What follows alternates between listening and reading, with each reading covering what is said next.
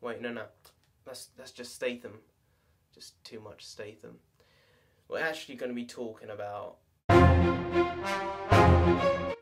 Now, I wasn't expecting much from this film, to be completely blunt. I know there was some early buzz for it and some positive reviews, but I was still a bit dubious, basically because of how bad Tammy was last year. And I thought the only hope of this film would be if Paul Feig could draw another good performance out of Melissa McCarthy like he did in The Heat and Bridesmaids. And he managed to do it. It gave me a bit more confidence in him doing a Ghostbusters 3 film, all-female reboot, and with her in it, he brings the best out of her, and that's what the best directors can do, bring the best out of their talent. And every time they've worked together, they have done a stellar job.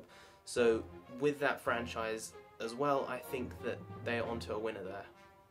The first half of the film was driven more by comedy, whereas the second was pushed more by action. Now, they did this really well in the film because they dotted the action throughout the first act, so it wasn't like it was a completely forced transition. It was very smooth, and it showed you this is the journey that this character is on. The highlights of the film for me were definitely Rose Byrne's and Jason Statham's characters.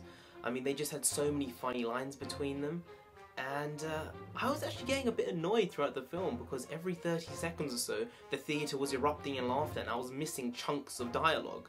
So I guess I'm gonna have to go and see it again.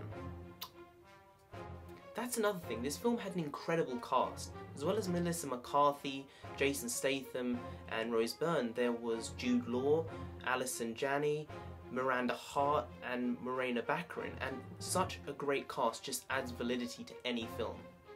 I do love a good action comedy as well, and I don't know why these two genres, action and comedy, are so juxtaposed against each other. For all intensive purposes they shouldn't work, but they just do, and they are so funny all the time. Also, it was really good seeing Jason Statham stretch himself as an actor. He's never done comedy before, and I wasn't expecting much, but then at the back of your mind you're thinking, when I see Liam Neeson do comedy skits, it's even funnier for the fact he's done Taken and all these other badass type movies. So there was that glimmer of he could be really, really awesome in this role, and he completely stole that role, and every scene he was in, he dominated it.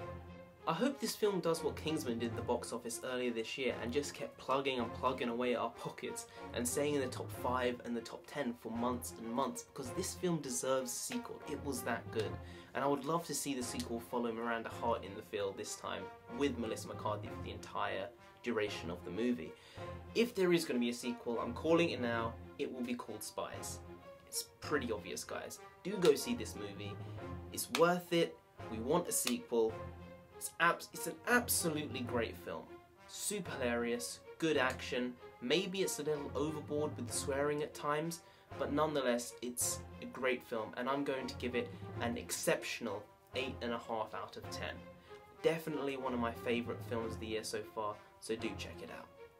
If you did enjoy this video, please do like, share, comment and subscribe to the channel down here. If you didn't, I will find you, so just like, share, comment and subscribe to the channel down here. I've been Narendra the Comic, you've been great, and I'll see you next time.